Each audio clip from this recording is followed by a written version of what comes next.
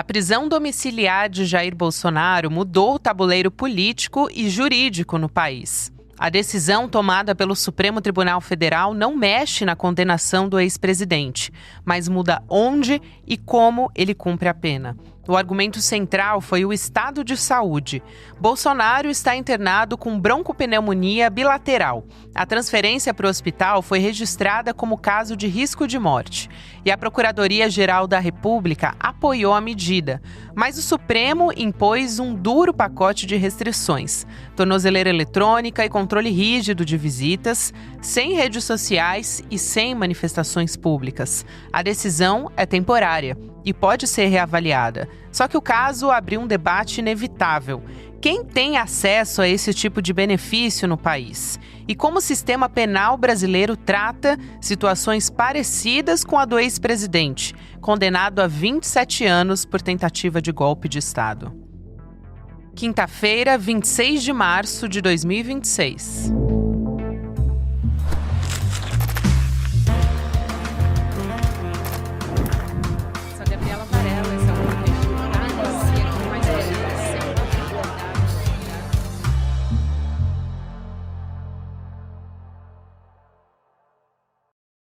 Olá, seja muito bem-vindo, seja muito bem-vinda. Eu sou a Gabriela Varela, está começando o videocast em detalhes aqui no ICL Notícias. Aqui de segunda a sexta-feira, você já sabe, a gente analisa uma temática, uma notícia importante do momento.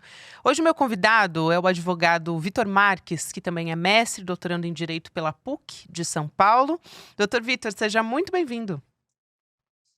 Olá, Gabriela, tudo bem? Como vai? Tudo certo? Sua primeira vez aqui no Em Detalhes, então seja bem-vindo novamente. Tem muitas dúvidas em relação a essa decisão do Alexandre de Moraes, do ministro do Supremo Tribunal Federal, sobre o Jair Bolsonaro, né? Acho que a gente pode depois pegar a relação de todas as regras que devem ser cumpridas, mas a primeira pergunta que eu queria te fazer é sobre esse período de 90 dias. Muitas dúvidas nesse sentido, da determinação da prisão domiciliar. O que vem a partir daí? Esse período de 90 dias, ele pode ser prorrogado? Ele pode se tornar permanente? Bom, prazer estar aqui com vocês, com toda a audiência do ICL, é uma honra. Esse período de 90 dias, ao meu ver, se deu por uma razão. Antes de iniciar o seu cumprimento em regime fechado, depois de condenado a mais de 27 anos de prisão, vamos lembrar, todas as vezes que foi imposta alguma medida restritiva ao ex-presidente Bolsonaro, ele descumpriu. Ele estava em regime domiciliar, quando ele tentou, naquele episódio, retirar a sua tornozeleira, e foi esse episódio que fez com que ele fosse preso preventivamente, e depois, logo em seguida, confirmou a condenação, esgotaram todos os recursos no Supremo Tribunal Federal, e ele iniciou, portanto, o cumprimento de regime fechado para cumprir os seus mais de 27 anos de prisão. Então, me parece que ele, antes de iniciar sua prisão, desrespeitou várias medidas que foram impostas. Essa medida de colocar um tempo, né, para ser reanalisado, conforme determinado pelo ministro Alexandre de Moraes, me parece uma cautela.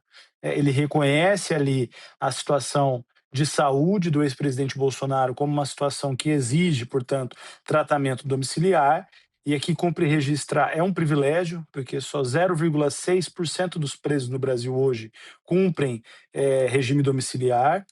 Então, já se trata de uma concessão feita ao ex-presidente Bolsonaro, mas ele registra essa temporalidade porque essa saída do presidente Bolsonaro do regime fechado, do presídio da Papuda, ela não pode ser tida como uma impunidade ou como uma progressão de regime, não é disso que se trata. O que fez ele deixar a Papuda nesse momento foi a sua situação de saúde. Então, me parece razoável que a sua situação seja reanalisada de tempo em tempo e, além de ter essa temporalidade definida de 90 dias, o ministro Alexandre de Moraes também impôs algumas restrições, como de reunião, de acesso a celular, de gravação de vídeo e tudo mais. Por quê? Porque, novamente, o presidente Bolsonaro, ele não encontra-se em liberdade. Ele hoje é um sujeito que cumpre pena na situação de preso, por mais de 27 anos.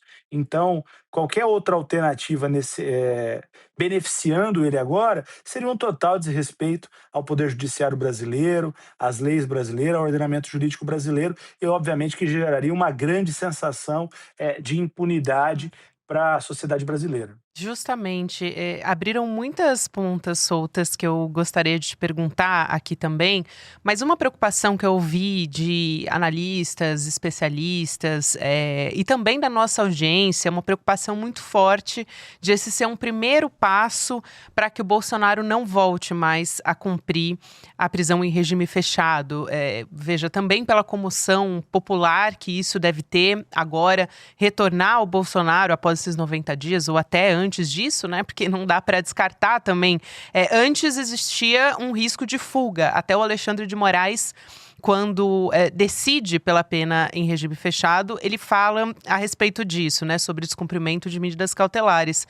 E se fala num risco de fuga. Esse risco, eu imagino, não deixou de existir, né, doutor Vitor? Então, eu te pergunto quanto a defesa do Bolsonaro já fez esse pedido reiteradas vezes, né, falando sobre a fragilidade da saúde, o quanto pode se utilizar disso, desses recursos, justamente até eventualmente novas internações, para protelar a volta para a papudinha, né, a volta do cumprimento do regime. Primeiro é importante registrar, Gabriela, que o ex-presidente Bolsonaro ele já estava numa situação diferente da grande e esmagadora maioria dos presos no Brasil. Isso. Ele já se encontrava numa situação diferente das demais 1 milhão de presos, aproximadamente, que hoje tem no Brasil. Esse presidente Bolsonaro, ele encontrava-se até o momento na Papuda, em Brasília, num local de mais de 60 metros, ou seja, num espaço que é maior que muitas moradias brasileiras. Neste local, ele por várias vezes recebeu atendimento médico, se deslocou sempre que necessário, então ele já vinha sendo observado. Acontece que nesse momento o ministro Alexandre de Moraes achou que os cuidados que ele virá receber em casa são mais necessários, urgentes, do que aqueles que ele estava recebendo no presídio. Por isso que ele autorizou essa ida, né, para casa, esse regime domiciliar completamente excepcional. Ora, me parece que o presidente Bolsonaro ele é responsável por todos os atos que pratica. Ele, quando iniciou esse processo, ele estava no pleno exercício da sua liberdade. Ao descumprir uma primeira medida, ele teve a retirada do seu passaporte. Em seguida, foi imposto a ele a tornozeleira eletrônica e o regime domiciliar. Em seguida, foi imposto a ele a prisão preventiva e, consequentemente, depois iniciou o cumprimento em regime fechado após trânsito em julgado do seu caso. Hoje, a situação dele é de alguém que está condenado a mais de 27 anos de prisão e que, portanto, encontra-se em regime fechado. Me parece que a justiça brasileira não será conivente com qualquer tipo de manobra, de estratégia para amenizar a situação do ex-presidente. O que houve ali, me parece que uma cautela do ministro Alexandre de Moraes, considerando tudo que foi apontado no relatório médico, somado a isso o parecer também da Procuradoria-Geral da República. Agora, eu digo o seguinte, que esse episódio ele cumpra duas finalidades no Brasil. A primeira finalidade, que essa decisão do ministro Alexandre de Moraes sirva para sensibilizar as varas de execuções penais existentes no Brasil, para quando receberem pedidos de regime domiciliar de pessoas que tenham mais de 70 anos, que estejam num estado grave de saúde, que não tenham o mesmo atendimento médico que o presidente Bolsonaro recebeu dentro do presídio, que essas varas possam ter essa sensibilidade humana e também autorizar, quando oportuno, os regimes domiciliares para essas pessoas que não têm boas defesas, que na sua maioria são pessoas de periferia, negras e pobres. Eu acho que essa seria uma boa finalidade a ser cumprida com essa situação. E a outra finalidade é conscientizar uma parte da sociedade brasileira que até aquele que está preso, até aquele que está condenado, ele não perde o traço, a característica de ser humano. E em sendo ser humano, ele ainda assim, mesmo preso, ele detém dignidade humana, ele detém direito à saúde, ele detém direito a cuidados básicos de higiene que não podem ser retirados. Então, preso no Brasil é ser humano. É lamentável que o ex-presidente tenha construído toda a sua vida pública defendendo a morte, muitas vezes de preso, defendendo que bandido bom é bandido morto, rindo dos direitos humanos, que durante, né, a situação de milhares de pessoas que perderam seus entes queridos na pandemia, ele zombou disso, não teve nenhuma empatia, nenhuma compaixão com a situação de dor e sofrimento dessas pessoas, e agora ele está tendo que se socorrer dos direitos humanos que ele passou a vida toda agredindo para ter a sua dignidade garantida. Então, que esse episódio sirva para sensibilizar o Poder Judiciário brasileiro no Brasil e também para conscientizar uma parcela da sociedade brasileira que preso é ser humano. É muito boa essa sua colocação, doutor Vitor. Eu tinha até separado justamente esse dado que você já trouxe aqui, porque o fundamento central da argumentação do ministro Alexandre de Moraes, ao tomar essa decisão, é humanitária, né? O caráter humanitário. Essa é uma discussão urgente, né? Que o senhor traz aqui, que diz respeito a todo o sistema carcerário brasileiro. Essa justificativa não se reflete a outras pessoas que você descreve muito bem, sua maioria pessoas pretas e pobres, né? Então, reforçando, 0,6% dos presos em regime fechado cumprem pena em casa depois da condenação, que é justamente o caso do Jair Bolsonaro, que quando deixa o hospital vai cumprir pena domiciliar por 90 dias. São dados do Senapem, tá? A Secretaria Nacional de Políticas Penais, para quem nos acompanha, ou seja, menos de 1%. Isso é muito gritante e aqui eu não estou nem computando o caso dos presos provisórios, só os que tiveram condenação, para ficar mais parecido com o caso do Jair Bolsonaro, que tinha atendimento médico 24 horas na Papudinha, num espaço amplo, também muito diferente da condição da maioria da população carcerária, né? Muitos acima de 70 anos cumprem a sentença ou até ainda nem a sentença, ainda são presos provisórios, mas em celas superlotadas, enfim, em condições que o atendimento à saúde também é muito difícil para essas pessoas, né? O senhor falou em sensibilização. Qual é a chance, levando em conta o nosso histórico, até porque citaram, a defesa do Bolsonaro citou, por exemplo, o caso do ex-presidente Fernando Collor, que já conseguiu também uma prisão domiciliar. Levando em conta esse histórico que temos do nosso judiciário, qual é a chance disso se aplicar a esses casos? Enfim, é uma discussão urgente. Olha, Gabriela, eu sou um realista esperançoso. Eu acho que a gente tem que batalhar para construir uma sociedade melhor, mais humana, mais respeitosa. Agora, o diagnóstico que a gente tem hoje no Brasil, a pesquisa identificando quem são os presos no Brasil hoje. Esses presos, eles são jovens, na sua grande maioria, de 16 a 29 anos, que não concluíram o ensino fundamental, o ensino médio, na sua maioria, são negros, na sua maioria, são pessoas, com base numa pesquisa da FGV do Rio de Janeiro, que foram criadas em famílias sem a presença do pai, na sua grande maioria, então, famílias que desestruturadas, ou seja, em que há um grande peso, né, na mulher, em que acaba tendo que assumir funções que vão muito além, que seriam compatibilizadas entre, né, entre um casal. E então, assim, é uma sucessão de problemas. E muitas vezes nós temos um judiciário fechado, que não se sensibiliza e que estigmatiza, né, a pessoa, com base em todo o histórico de adversidade que ela possui. Isso não quer dizer que está dado, isso não é um dado da natureza, isso é uma construção humana. E em sendo uma construção humana, eu acho que o recado precisa ser de de que assim como, né, para autoridades, para figuras que têm acesso a bons advogados, e há o reconhecimento, né, desse direito que hoje na verdade significa um grande privilégio ao ex-presidente, que isso seja reconhecido também para essas pessoas. Aqui não se trata de ser, conivente com a prática de crimes e com a impunidade. Longe disso, pelo contrário. Eu acho que a gente precisa viver numa sociedade segura, em que todo mundo possa ter a possibilidade de exercer os seus direitos. Agora, não dá para tratar uma pessoa de um jeito e milhares de outras de outro jeito. Então, eu acho que isso precisa ser considerado e para que a gente tenha um judiciário mais aberto, mais receptivo a pleitos justos de pessoas desprovidas, né, desprovidas de muitos direitos, desde a sua formação, a sua acesso à educação, acesso à dignidade. A Papuda, onde o ex-presidente se encontrava até então, ela é um local melhor que muita moradia brasileira de quem está solto. Pois é.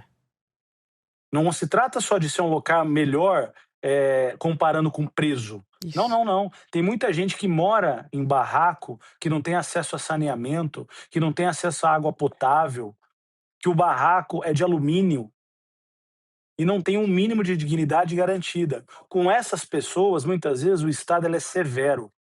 Ele não titubeia, ele prende, ele condena, ele não escuta. Então, que para essas situações também possa se ter uma escutativa e uma sensibilidade para que a prática de uma injustiça você não se resolve com outra, né? Então, assim como foi reconhecido ao ex-presidente Bolsonaro, que também possa ter um esforço para que essa geração, a próxima, esteja mais ah, sensível e receptiva, né, às demandas da sociedade brasileira. Perfeito. Aqui, eu acho que a gente tem muitos casos que daria para, enfim, exemplificar de qual é a realidade da população carcerária. Em determinado momento, o senhor falou sobre as mulheres, que, inclusive, em muitos casos, são presas e ficam presas junto com os filhos, ou porque, normalmente, porque já estavam grávidas e esses bebês nascem já presos, né? Nascem dentro da prisão e elas têm que se separar dessas crianças, muitas vezes sem ter acesso a algum familiar para cuidar dessa criança. Eu acompanhei muitos casos, porque eu cobri como repórter o sistema carcerário por muitos anos. E um caso me marcou muito, doutor Vitor, que era uma mulher que estava presa junto com o filho, já tinha outros dois, né, duas crianças que estavam com a família. Ela foi presa com 7 gramas de maconha como acusada como traficante.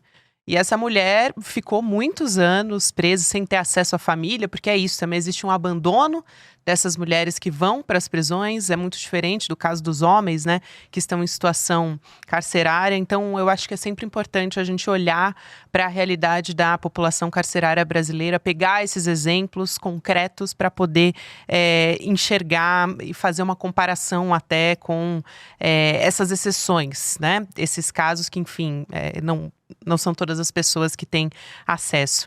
Mas eu falei sobre as regras e da prisão domiciliar do Bolsonaro. Eu queria citar aqui, doutor Vitor, para a gente poder falar especificamente sobre algumas delas que chamam mais atenção. Tem o uso da tornozeleira, e um relatório vai ser enviado para o ministro Alexandre de Moraes. Tem visita dos filhos 2 vezes por semana em horários fixos, esposa, filho e enteada, acesso livre, advogados, visitas todos os dias com agendamento, médicos têm visitas liberadas sem aviso prévio, ele tem acesso à fisioterapia também 3 vezes por semana, internação urgente tem que avisar, mas também está liberada, e aí proibido celular ou comunicação externa, proibido redes sociais, gravar vídeos ou áudios. Então, vamos começar pelas regras finais. Como é que é feito esse monitoramento? Acho que é uma grande dúvida das pessoas. Como é que se controla o uso do celular, a comunicação externa? Porque tem outros moradores na casa. A Michelle Bolsonaro, por exemplo, e não são só moradores. São moradores que têm uma agenda política muito movimentada na extrema-direita, né? Como é que se garante esse cumprimento? Olha, o ex-presidente Bolsonaro, ele recebeu essa prisão domiciliar em razão dos atestados que ele apresentou à justiça brasileira, novamente, ele encontra-se condenado a mais de 27 anos de prisão, cumprindo pena em regime fechado. Ele não recebeu nenhuma autorização para transformar a sua casa num comitê político eleitoral. Então, a sua presença ali tem uma finalidade: preservar e cuidar da sua saúde. Me parece que esse monitoramento será feito pela Polícia Federal, que tem uma dinâmica própria para acompanhar, para fiscalizar, para monitorar, e eu não tenho dúvida de que qualquer indício de descumprimento de uma dessas medidas ocasionará imediatamente o retorno do ex-presidente ao presídio. Isso já aconteceu antes, como eu disse aqui.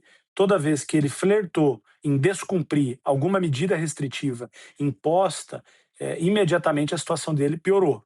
Eu espero que, né, ele também tenha se conscientizado disso, o seu entorno tenha se conscientizado disso e que essas restrições sejam todas respeitadas, porque não me parece que ter dúvida de que, se qualquer uma delas forem descumpridas, ele será imediatamente devolvido ao presídio.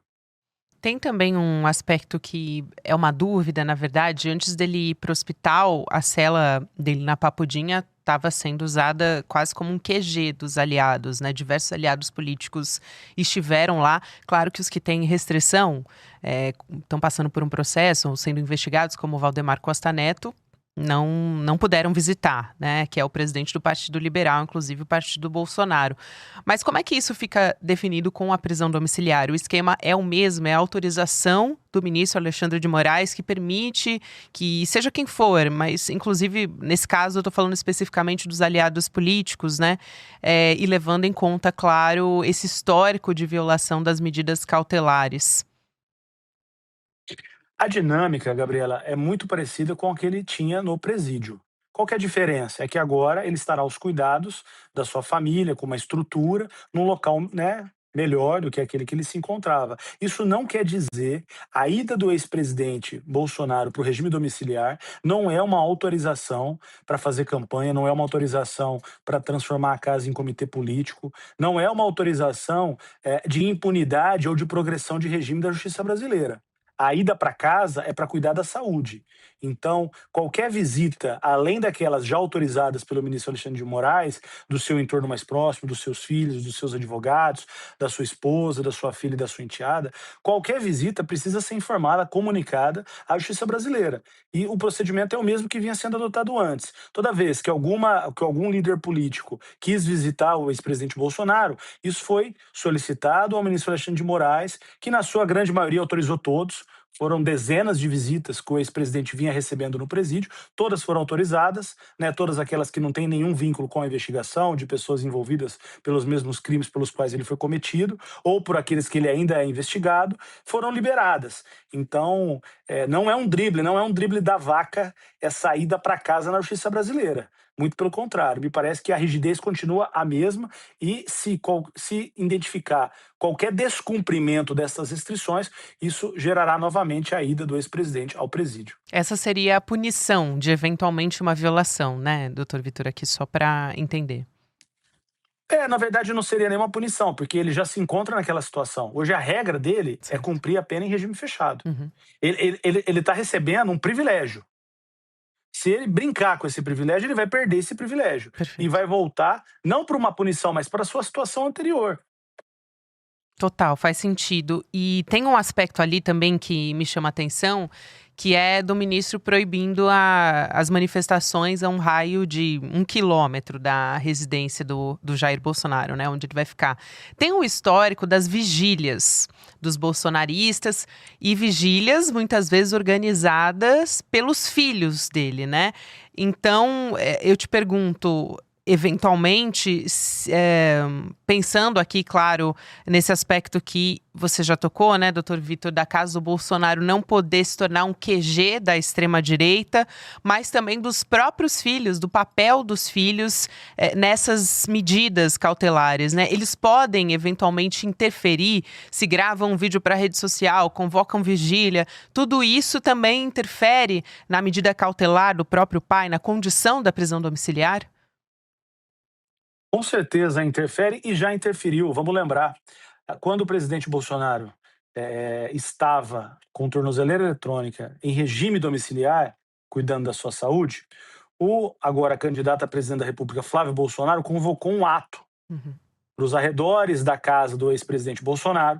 E naquela noite, o ex-presidente teve um ato estranho de tentar romper a sua tornozeleira eletrônica. Qual foi a decisão no dia seguinte do ministro Alexandre de Moraes? Deslocou ele para um presídio. Ou seja, qualquer ato dele ou do seu entorno, dos seus filhos, que tumultuarem, que sinalizarem para qualquer tipo de descumprimento dessas restrições que foram colocadas, certamente ele retornará ao presídio. E aqui cumpre registrar que esse pedido para o regime domiciliar, ele se justifica com base em laudo médico, com análises que foram feitas, com todos os atendimentos do ex-presidente Bolsonaro. Então será muito contraditório e estranho alguém que pede socorro para a justiça para cuidar da sua saúde ficar flertando com iniciativas eleitorais, com iniciativas políticas e não com a saúde. Né? Então, qual que é a finalidade? Se a finalidade é cuidar da saúde, toda e qualquer pessoa que tem alguma dificuldade, alguma limitação de saúde, certamente prioriza em cuidar da sua situação e não em ter qualquer outro tipo de preocupação ou prioridade.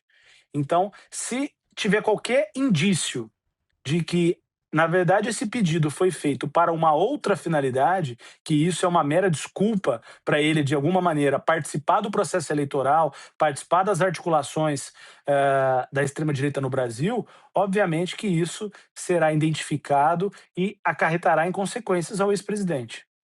E aí, também, levando em conta esse mesmo aspecto, né, o Eduardo Bolsonaro ele é réu num processo no STF por coação no processo da trama golpista, obstrução de justiça. Ele continua atuando nos Estados Unidos em ações contra o Brasil, foi para as redes sociais agora até para dizer que a concessão dessa domiciliar, que é temporária, não se baseia em fundamentos legais, mas sim políticos, enfim, estava reclamando da situação.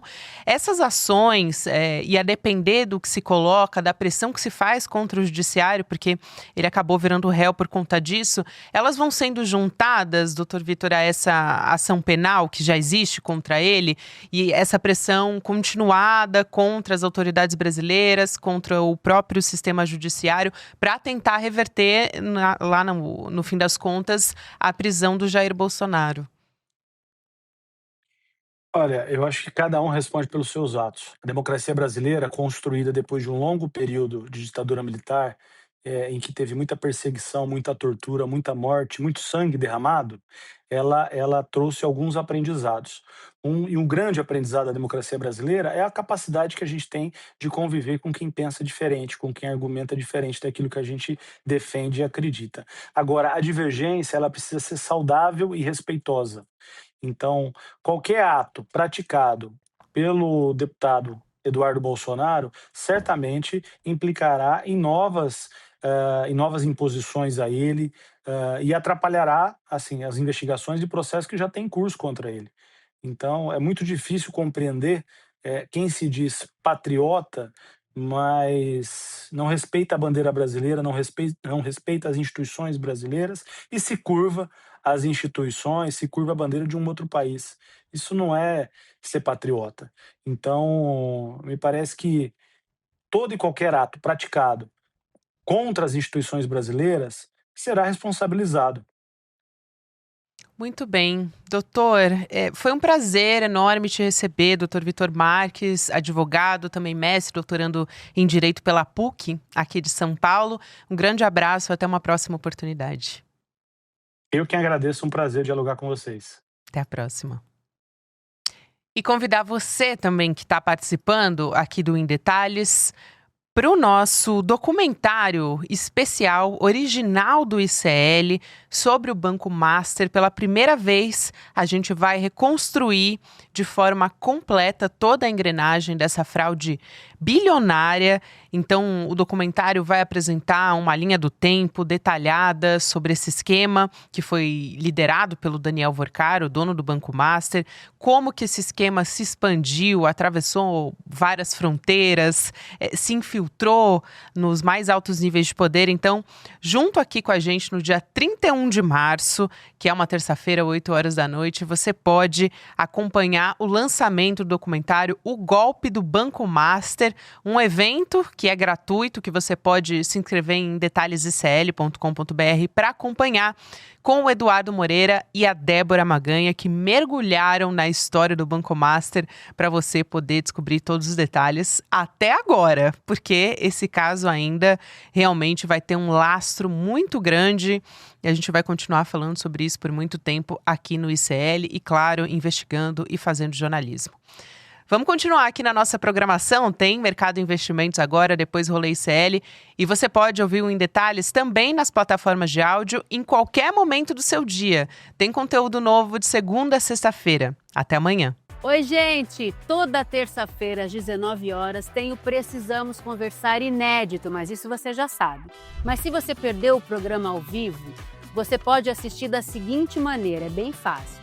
Você entra lá no YouTube, em ICL, Instituto Conhecimento Liberta, vai ter uma aba, que é a aba Playlists. Nessa playlist você vai lá e procura por Precisamos Conversar e você pode assistir a todos os programas, o que passou e os outros da outra temporada também. Se fica à vontade, assiste no seu tempo, do seu jeito. Aqui no ICL é tudo muito fácil de encontrar. Então venha com a gente, aproveita e se inscreve no canal ICL.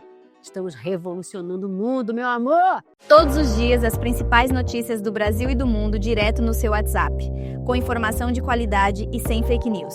Escaneie agora o QR Code e entre para o canal do ICL Notícias. Informação que importa onde você estiver.